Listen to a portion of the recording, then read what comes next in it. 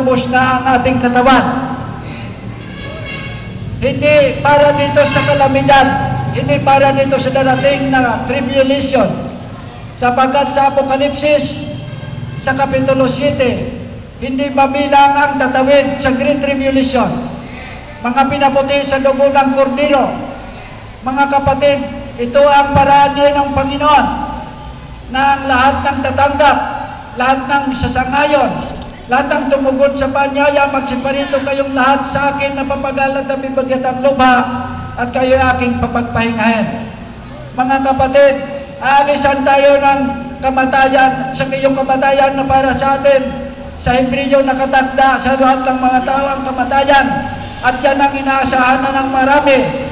Nakahanda na silang tumanggap ng kamatayan sapagkat nakatakda daw.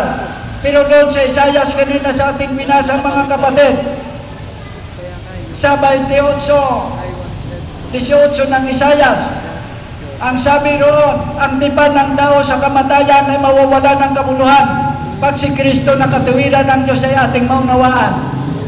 Sapagkat ang katuwiran ay isang pising panukat, at ang katuwiran ito ay may pamatong kabanalan.